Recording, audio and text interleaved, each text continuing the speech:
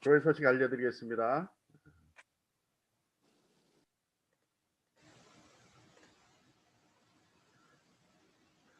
예배에 참석하신 모든 분들을 환영합니다. 2020년 교회 소식 알려드리겠습니다. 2020년 마지막 한 해입니다. 마지막 주일입니다. 이 특별한 한 해를 잘 정리하시고 새로운 한 해는 새로운 비전으로 출발하시기를 기도드리겠습니다. 계속해서 주정부 방역 수칙에 따라서 우리 교회는 비대면 예배로 드리고 있습니다. 코비드 방역과 환자들을 위해서 최전선에서 노력하시는 분들을 위해서 계속해서 기도해 주시기 바랍니다. 우리가 할 수 있는 일들, 그렇지만 우리가 그리스도인으로서 할 수 있는 일들을 주변에 몸이 아프거나 격리되거나 거동이 불편하여서 외부 활동이 어려운 교우들이나 이웃들이 있다라면 우리가 할 수 있는 최대한의 것들을 해 나갔으면 좋겠습니다. 송구영신 예배가 31일 목요일 11시 50분에 줌 예배로 드립니다. 31일 저녁입니다. 오전이 아니고 저녁 11시 50분 PM입니다. PM. 송구영신 예배 31일 목요일 저녁 11시 50분에 예배 드립니다. 예배 전에 우리가 한 5분 전에라도 오셔서 묵상과 함께 예배를 준비하고 예배가 끝난 다음에 교제 시간을 나누시면서 대화를 나눠주시면 감사하겠습니다. 화상 주일 예배는 동영상으로 지금 녹화가 되고 있습니다. 그리고 사실 실시간으로 지금 유튜브에도 방영이 되고 있습니다. 설교는 계속해서 홈페이지에 음성으로 올리고 있습니다.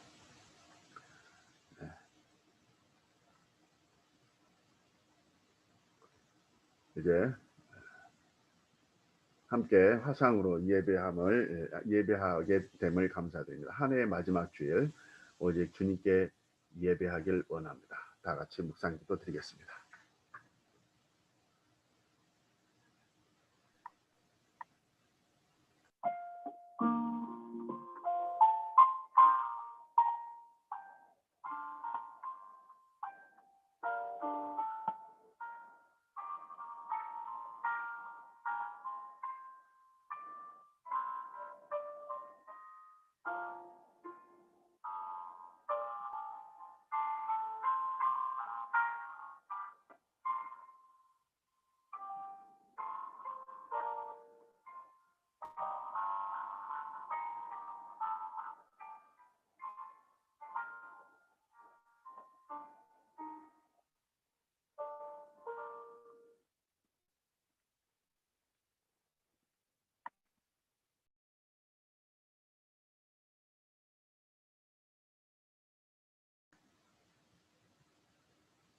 함께 사도신경 우리 사도신경 고백하겠습니다. 전능하사 천지를 만드신 하나님 아버지를 내가 믿사오며 그 외아들 우리 주 예수 그리스도를 믿사오니 이는 성령으로 잉태하사 동정녀 마리아에게 나시고 본디오 빌라도에게 고난을 받사 십자가에 못 박혀 죽으시고 장사한 지 사흘 만에 죽은 자 가운데서 다시 살아나시며 하늘에 오르사 전능하신 하나님 우편 앉아 계시다가 죄로서 산 자와 죽은 자를 심판하러 오시리라. 성령을 믿사오며 거룩한 공회와 성도가 서로 교통하는 것과 죄를 사하여 주시는 것과 몸이 다시 사는 것과 영원히 사는 것을 믿사옵나이다. 아멘. 이 시간 우리 다 함께 찬양 드리겠습니다.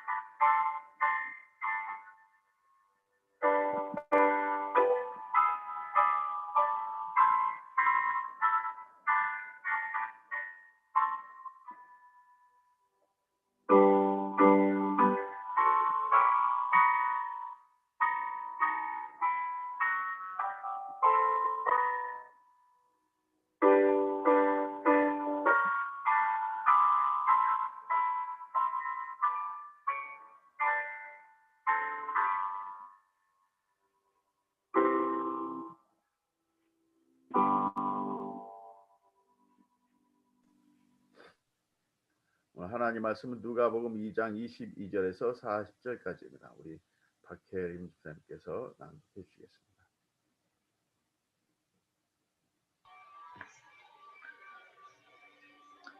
모세의 법대로 그들이 정결하게 되는 날이 차서 그들은 아기를 주님께 드리려고 예루살렘으로 데리고 올라갔다. 그것은 주님의 율법에 기록된 바 어머니의 태를 처음 여는 산의 아이마다 주님의 거룩한 사람으로 불릴 것이다 한 대로 한 것이요. 또 주님의 율법에 이르신 바 산 비둘기 한 쌍이나 어린 집 비둘기 2마리를 드려야 한다 한 대로 희생 제물을 드리기 위한 것이었다. 그런데 마침 예루살렘에 시므온이라는 사람이 있었는데 그 사람은 외롭고 경건한 사람이므로 이스라엘이 받을 위로를 기다리고 있었고 또 성령이 그에게 임하여 계셨다. 그는 주님께서 세우신 그리스도를 보기 전에는 죽지 아니할 것이라는 성령의 지시를 받은 사람이었다. 그가 성령의 인도로 성전에 들어왔을 때에 마침 아기의 부모가 율법이 정한 대로 행하고자 하여 아기 예수를 데리고 들어왔다. 시므온이 아기를 자기 팔로 받아서 안고 하나님을 찬양하여 말하였다. 주님, 이제 주님께서는 주님의 말씀을 따라 이 종을 세상에서 평안히 떠나가게 해주십시오. 해주십니다. 내 눈이 주님의 구원을 보았습니다. 주님께서 이것을 모든 백성 앞에 마련하셨으니 이는 이방 사람들에게는 계시하는 빛이요. 주님의 백성 이스라엘에게는 영광입니다. 아기의 아버지와 어머니는 시므온이 아기에 대하여 하는 이 말을 듣고서 이상하게 여겼다. 시므온이 그들을 축복한 뒤에 아기의 어머니 마리아에게 말하였다. 보십시오, 이 아기는 이스라엘 가운데 많은 사람을 넘어지게도 하고 일어서게도 하려고 세우심을 받았으며 비방받는 표징이 되게 하려고 세우심을 받았습니다. 그리고 칼이 당신의 마음을 찌를 것입니다.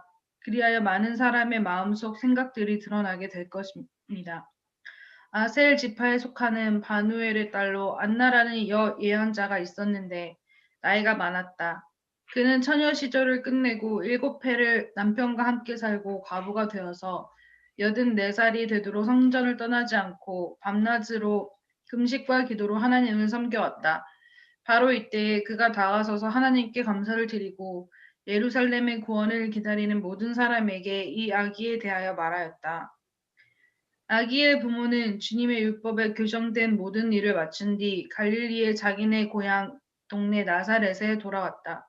아기는 자라면서 튼튼해지고 지혜로 가득 차게 되었고 또 하나님의 은혜가 그와 함께 하였다.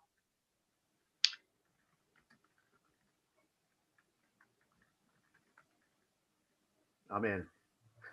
아멘. 이 말씀 하나님께서 우리에게 주신 말씀입니다.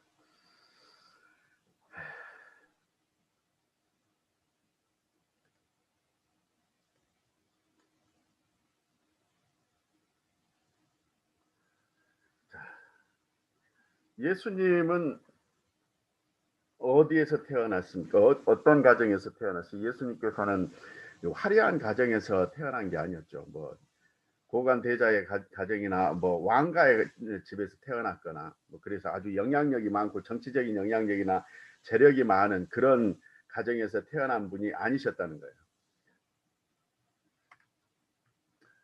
예수님께서는 어떤 가정에서 태어났냐면 우리는 예수님의 가정 형편에 대해서 오늘 알 수 있는 구절을 봅니다. 그게 어디냐면 24절에 나오죠. 24절이 뭐라고 나오냐면 이렇게 나와요. 또 주님의 율법에 이르신 바 산 비둘기 한 쌍이나 어린 집 비둘기 2마리를 드려야 한다. 한 대로 희생 제물을 드리기 위해서 예수님께서 마리아와 요셉은 아기 예수를 데리고 정결 예식과 이 정결 예식을 드리기 위해서 희생 제사를 드리기 위해서 지금 예루살렘 성전으로 왔다라는 것을 여기에서 이야기를 하죠. 예. 이 본문의 말씀은 우리에게 예수님의 가정 형편에 대해서 말해줍니다. 예수님의 가정 형편은 어떤 형편이었냐? 극빈자였어요. 극빈자의 가정이었습니다. 조금 못 살았다보다는 아주 못 살았던 뭐 하층 뭐 최하 뭐 20% 뭐 이렇게 예수님께서는 아주 극빈자의 가정이었다는 것을 오늘 말씀은 이야기를 하죠. 본래 어떻습니까? 본래 아이를 낳은 여인이 정결 예식을 드리기 위해서 이 바쳐야 할 예물은 번제로 어린 양 한 마리와 속죄제로 비둘기 한 마리였어요. 레위기 12장 8절에 그런 말이 나옵니다. 번제로서 어린 양 한 마리와 속죄제로서 비둘기 한 마리였지만 거기에 단서가 붙어요. 정말로 극빈해서 아주 가난해, 너무너무 가난해서 어린 양을 번제로 바칠 수 없는 경우에는, 그 정도로 어린 양 한 마리를 살 수 없을 정도로 그렇게 가난해서 어린 양을 번제로 바칠 수 없는 경우에는 어때요? 비둘기 한 쌍으로 대신할 수 있었다. 대신해라 라고 하는 게 레위기 12장 8절에 나오는 법입니다. 율법이었죠. 그 율법에 따라서 오늘 보면 이 요셉과 마리아는 이 정결의식을 드리기 위해서 이 비둘기 2마리를 지금 구입해서 드리려고 하죠. 정말로 요셉과 마리아의 가정이 그렇기 때문에 아주 가난했다는 것을 여기에서 알 수가 있습니다. 사람 대접을 받지 못했던 갈릴리 출신이에요. 갈릴리. 예수님께서 사람 대접조차 받지 못했던 이 갈릴리 출신이었고, 그 갈릴리에서도 극빈자의 가정에서 태어나셨다는 겁니다. 이런 삶의 배경을 보면 누가 예수님을 사실은 뭐 그 현실 속에서 누가 예수님을 인정해주고 누가 예수를 존경할 수 있겠습니까? 아무리 뭐 예수님이 뭐 놀라운 능력을 하고 높은 어떤 위치에 오른다고 해도 누가 존경할 수가 있어요? 지금 세상도 마찬가지죠. 지금 뭐 소위 민주화되고 만민이 평등하다라고 이렇게 말하는 지금의 세상도 어떤 세상이에요? 소위 좋은 대학이나 소위 아주 뭐 황금 연줄이 있어야지 인정받고 대접받는 세상이라는 겁니다. 고등학교 졸업장만 가지고는 대통령이 되든지 수상이 되든지 인정도 대접도 제대로 못 받는 세상이에요. 사실 가난은 죄가 아니잖아요. 가난은 죄가 아닙니다. 그런데 가난을 죄처럼 여기면서 사람들을 그렇게 괄시해요. 그 사람이 가지고 있는 것에 따라서 사람을 평가를 하고 사람의 인격조차도 얼마나 가지고 있냐에 따라서 인격조차도 평가를 받는 세상이라는 거예요. 여전히. 미국 대통령이었던 20대 대통령이었던 가필드라고 하는 대통령이 있었어요. 가필드. 이 사람은 미국 역사상 가장 가난한 집 출신 대통령이었다고 합니다. 생후 뭐 18개월에 아버지가 사망을 하고 어머니가 이남 이녀를 아주 힘들게 이렇게 키워왔던 분이었다고 합니다. 그래서 그가 초등학교 수업 시간에 선생님들이 아이들에게 꿈을 물어봤어요. 너희들은 뭐가 되고 싶냐라고 하니까 그 아이들이 이제 학생들이 막 이제 초등학교 애들이 막 그러죠. 저는 부자가 되고 싶어요. 여러분들의 꿈은 뭐였습니까? 초등학교 때? 저는 목사였어요. 대통령이 되고 싶어요. 뭐 난 정치가가 되고 싶어요. 뭐 돈을 많이 벌고 큰 집도 짓고 싶어요. 의사가 되고 싶어요. 훌륭한 어떤 뭐 군인 장군이 되고 싶어요. 예술가가 아주 유명한 예술가가 되고 싶어요. 뭐 이런저런 이야기들을 아이들이 많이 했죠. 그랬는데 이 가필드라고 하는 친구는 딱 선생님이 물어보니까 뭐냐면 저는 사람다운 사람이 될래요. 이렇게 이야기를 했다는 거예요. 그래서 야, 이 사람다운 사람이 뭐야? 그랬더니만 이 가필드가 어떤 유명한 인물이 되기보다는 사람다운 사람이 되고 싶어요. 다른 사람에게 모범이 되는 행동을 하고 진심으로 존경받는 사람, 그것이 사람다운 사람이라고 저는 생각해요. 라고 이렇게 이야기를 했다는 겁니다. 저는 그게 옳다라고 보여요. 그게. 아무리 그 사람이 가난하든 아무리 그 사람이 돈이 많고 재력이 많고 정치적인 어떤 영향이 많고 가방끈이 길고 학식의 끈이 길더라도 사람다운 사람이 되지 못하면 그 사람은 아무런 쓸모가 없다라는 겁니다.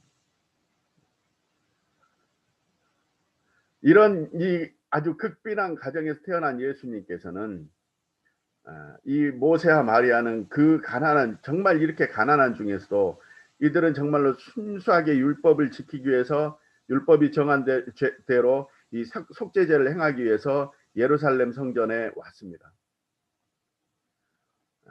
지금 한번 생각을 해보십시오. 극빈한 가정에서 오면 딱 태가 나죠. 예루살렘 성전에 딱 들어섭니다. 이런 극빈자의 가정에서 태어난 아기를 과연 누가 특별히 봐줄 수가 있겠습니까? 행색도 꼬질꼬질 할 거고, 멀리서 왔기 때문에 더더욱이 그럴 거고, 그리고 이 사람들이 또 제대로 잠도 못 잤을 거고, 이런 상황 속에서 누가 봐줄 수 있어요? 그런데요. 이렇게 이 마리아와 요셉이 아기 예수를 들고 왔을 때 거기에서 평생을 의롭고 경건한 자로, 그리고 또한 하나님의 예언자로 살아왔던 두 사람이 그들을 봤다는 거예요. 그들에게 향해 달려왔다는 겁니다. 그 사람들이 누구였습니까? 여기 보면 시므온이라고 하는 사람이었죠. 그리고 안나라고 하는 예언자라고 이야기를 합니다.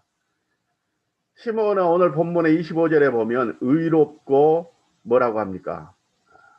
경건했다라고 이야기하죠. 의롭고 경건한 사람이었다라고 하는데, 이 의롭다라고 하는 것이 그 당시 이 디카이오스라고 하는 이 표현인데요. 이건 단순히 이 사람이 착하고 선하고 착하고 좋다라는 의미라기보다는 원칙이나 기준에 합당해서 아주 법적으로 문제가 없다라는 뜻이었다는 거예요.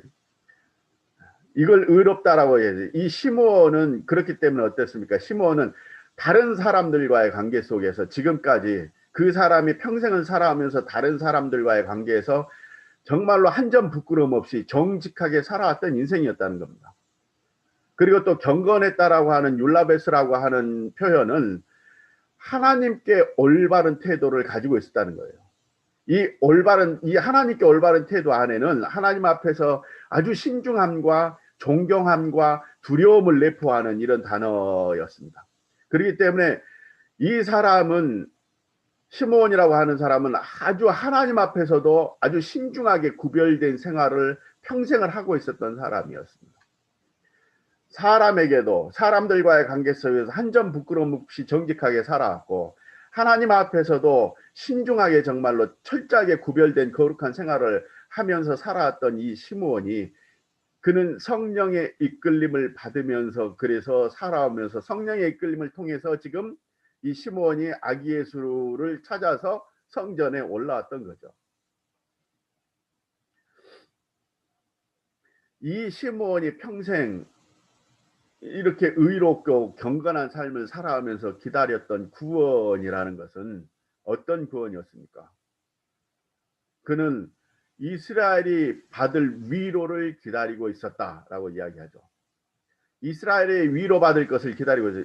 다시 말하면 구원받을 것을 기다리고 있었다는 겁니다. 이 시므온이 평생 의롭고 경건한 삶을 살아가면서 기다렸던 구원이라고 하는 것은 한마디로 말해서 이스라엘이 구원받을 것을 기다리고 있었다는 거예요. 그리스도 메시아를 기다린다는 것은 길고 긴 암울한 현실에서 희망을 잃지 않고 소망하는 거죠. 그래서 그 그리스도가 오시면 이 희망이 이루어질 말합니다. 다시 말하면 이 암울한 현실이 끝이 났다는 것을 의미하는 거죠. 시므온이 기다렸던 구원은 이처럼 이스라엘 공동체 구원을 기다렸다는 거예요. 그는 억압된 세상에서 내 자신 혼자 구원받고자 했던 것이 아니었다는 겁니다. 당시 이스라엘의 구원이라고 하는 것은 나 혼자 구원받는 이런 개념이 아니었다는 거예요. 하나님의 백성으로서 이스라엘 공동체, 하나님의 백성의 구원이 이루어지기를 항상 갈망하면서 살아왔다는 겁니다. 모든 경건한 유대인들과 모든 예언자들은 바로 내가 구원받는 게 아니라 이 이스라엘 공동체, 하나님의 백성이 구원받는 것이 참된 구원이고 올바른 구원이라고 바라보고 살아왔던 거예요. 이렇게 대부분의 유대인이 믿고 있었던 구원은 나보다 공동체 중심이었습니다.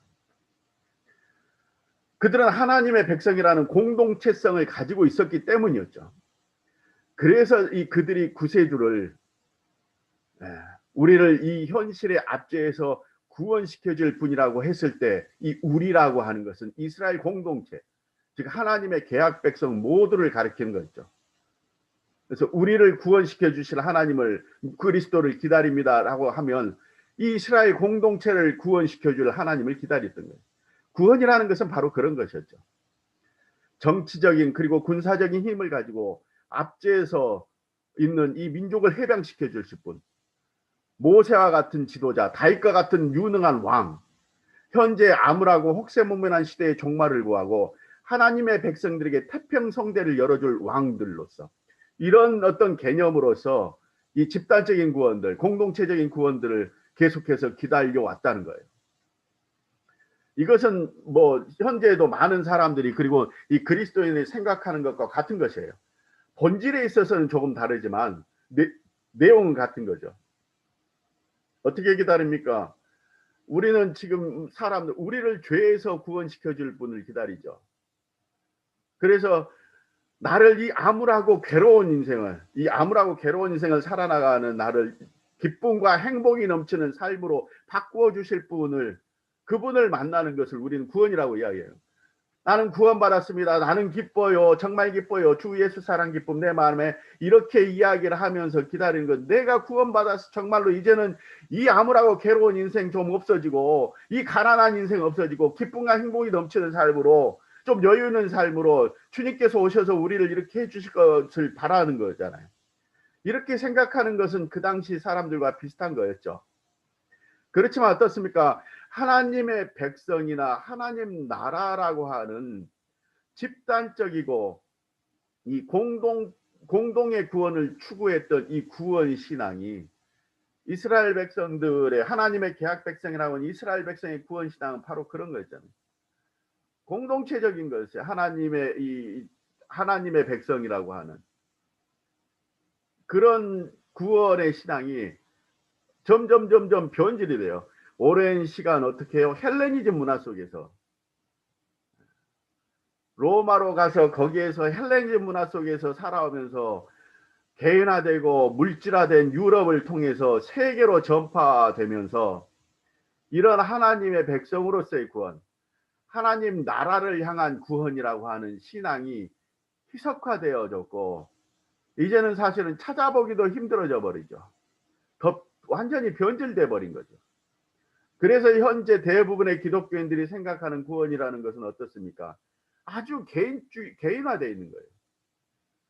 내가 그냥 구원받으면 되는 거잖아요. 내가 뭐 예수 안에서, 예수님이 나를 구원시켜주고 내가 구원받으면 그걸로 끝인 거잖아요. 개별화된 구원으로, 내가 예수 믿고 천당 가는 것으로, 아주 개인적인 구원으로 받아들일 때가 너무너무 많다는 겁니다. 신앙은요, 특히 기독교 신앙은 절대로 개인적이지 않습니다. 개인이 예수를 믿고 구원받아 천당 가면 된다는 그런 신앙은 절대로 아니라는 거예요.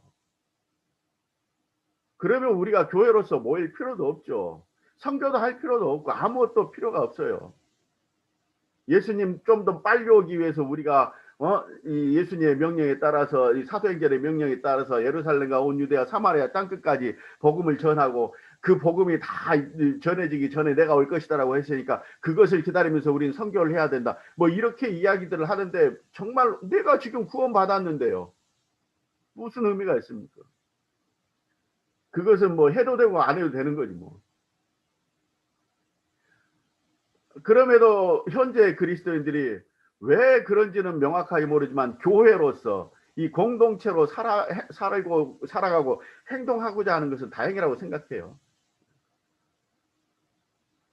우리가 이렇게 내가 구원받았음만을 말하고 이것이 복음의 모든 것이라고 말하고 있었다면, 이것은 2000년 전 예수께서 오시기 전 모든 유대인들이 대망하고 있었던 그리스도, 이 메시아 신앙보다도,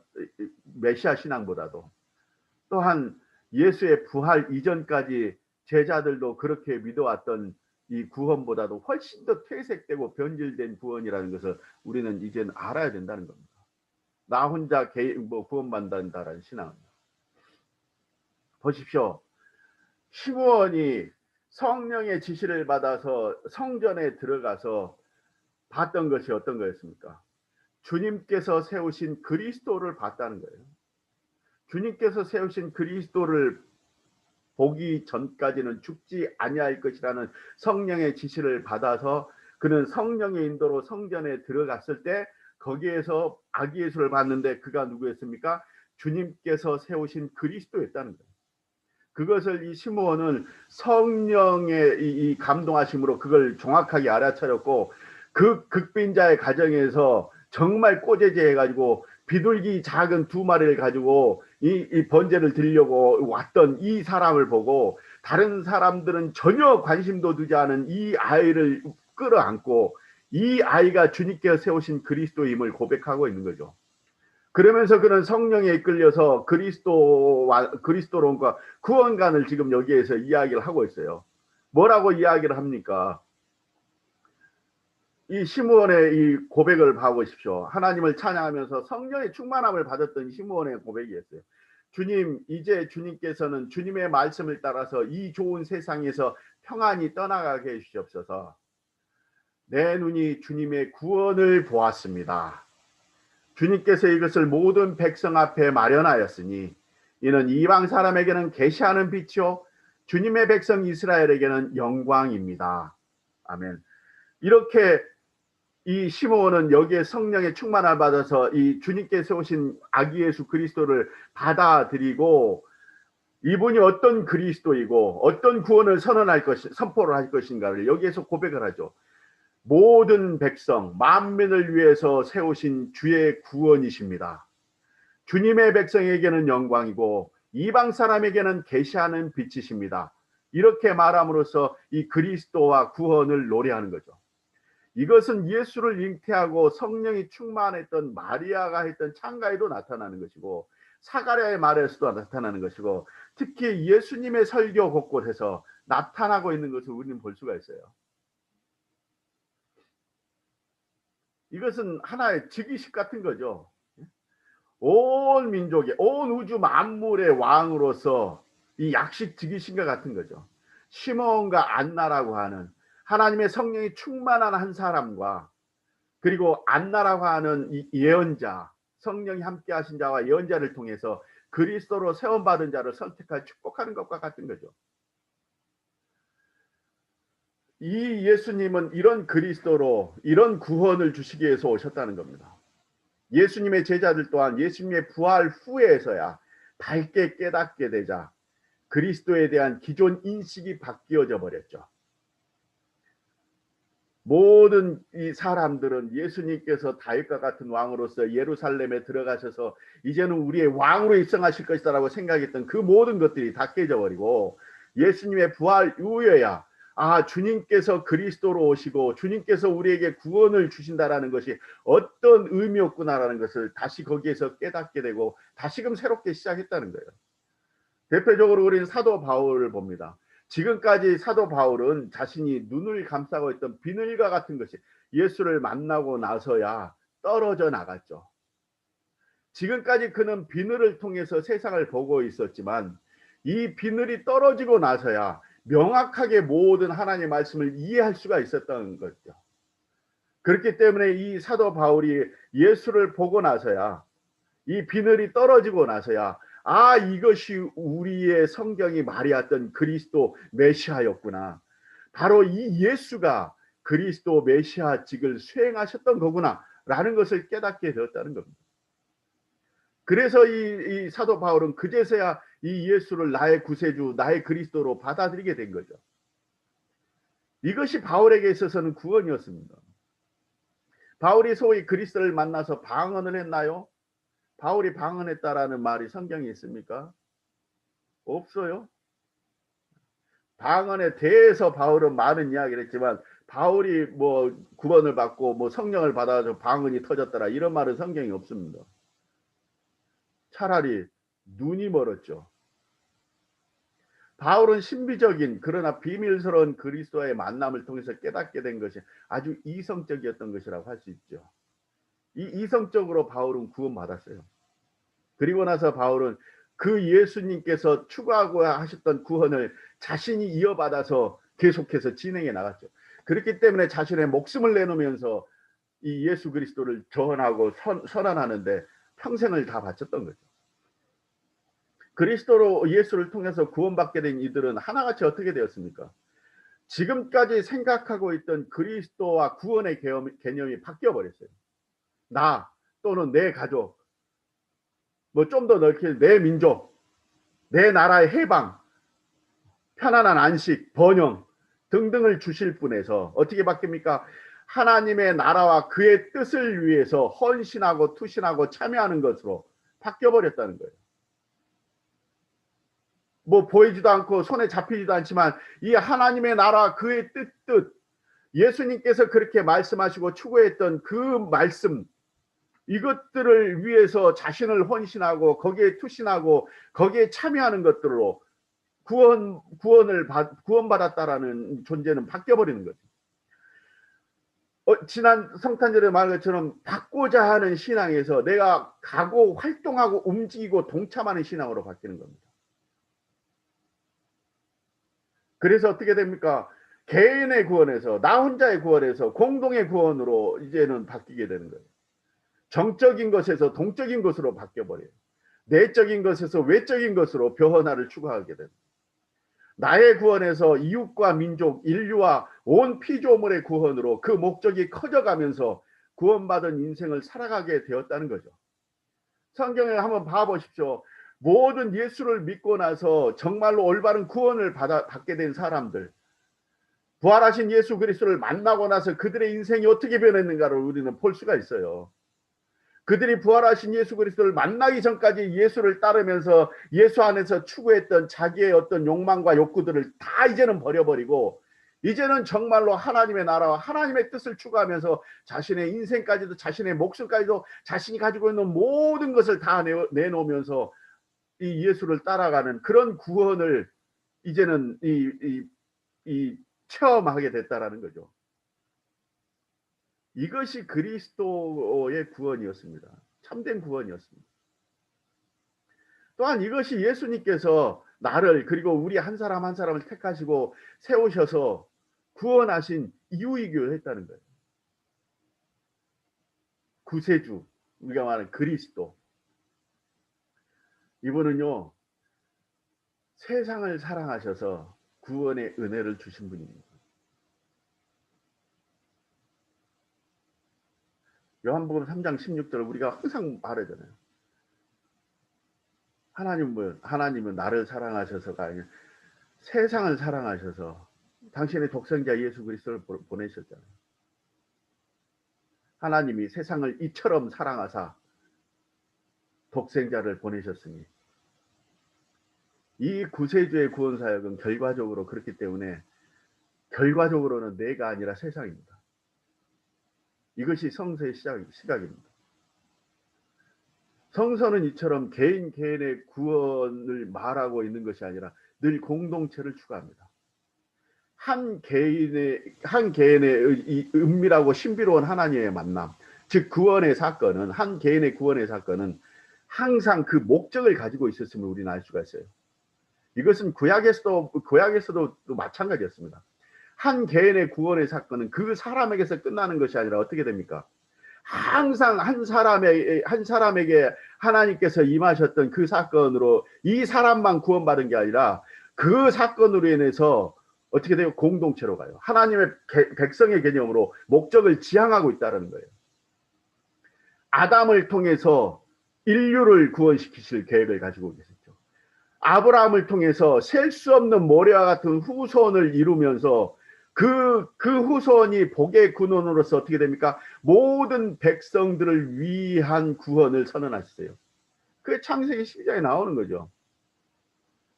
내가 너의 자손을 이 모래알 같이 해주시겠다. 이게 하나님의 이 계약이셨죠. 아브라함과.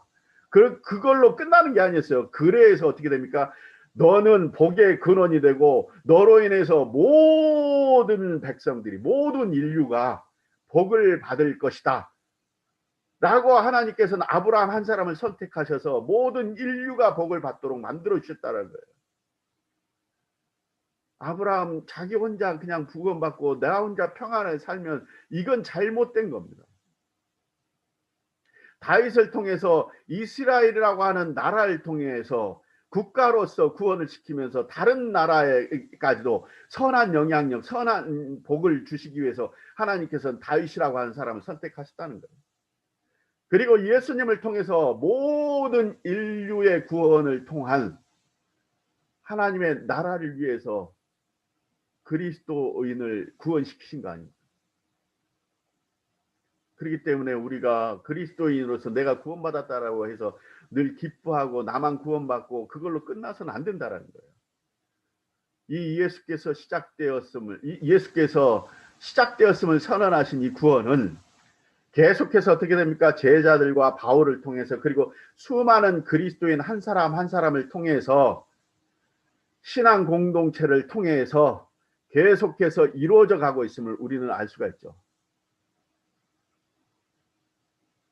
하나님의 나라를 위한 일로요. 하나님은 이렇게 한 사람을 택하셨고 구원하셨지만 오직 이 한 사람을 구원시키기 위해 아니라 이 한 사람의 구원을 통해서 민족을, 인류를 그리고 온 우주 만물을 구원시킬 계획을 가지고 일하셨다는 겁니다. 이것을 성경은 도래할 하나님의 나라, 하나님의 백성이라고 칭하는 거죠. 그렇기 때문에 이제 우리는요, 구원을 본 사람들로서 구원에 대한 기쁨과 감격을 잊어서도 안 되지만 이 구원의 의미에 대해서 더 구체적으로 깊이 이해하고 구원받은 사람답게 살아야 된다는 겁니다. 세상의 부조리와 세상의 이 부정의와 세상의 수많은 차별과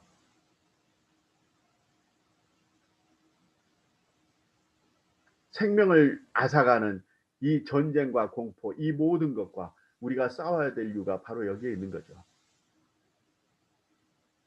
그러면서 우리는 우리 안에서 그리고 우리를 통해서 더욱더 하나님의 나라를 확장시켜 내가는 것입니다. 이 주일은요, 오늘 이 주일은 한 해의 마지막 주일입니다.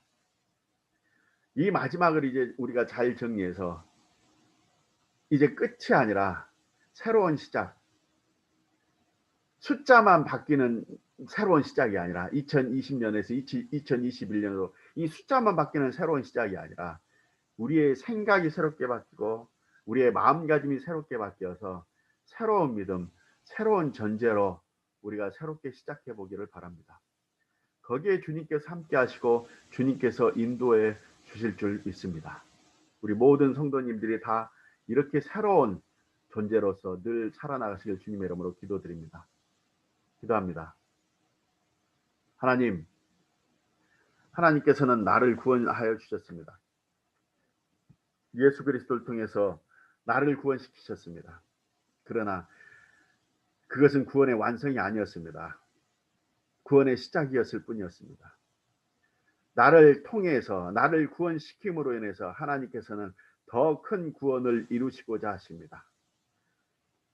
이 땅에서 이 악한 것들이 펼치는 이 땅에서 밝은 빛으로서 우리가 살아나가길 원하십니다.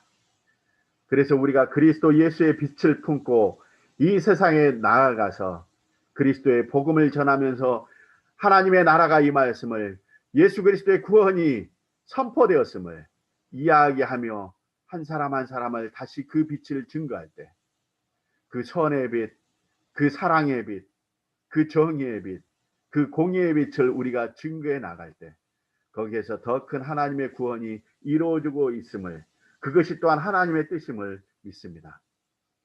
이제는 우리가 나만 구원받으면 땡이라고 하는 신앙이 아니라 나를 통해서 하나님의 크신 구원을 완성시켜 나가겠다라고 하는 생각을 가지고 늘 일하고 늘 깨어서 하나님 앞에서 살아나가는 존재들 다 되게 하여 주시옵소서. 모든 말씀 우리 주 예수 그리스도 이름으로 기도드리옵나이다. 아멘.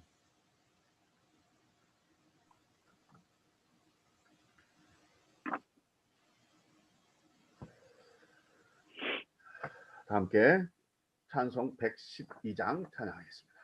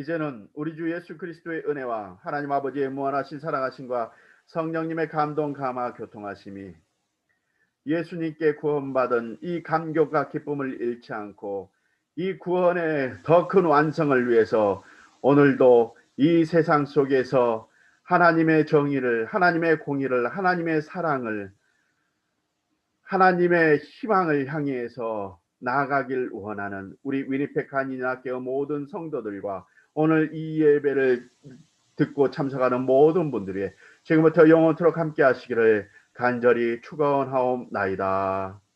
아멘.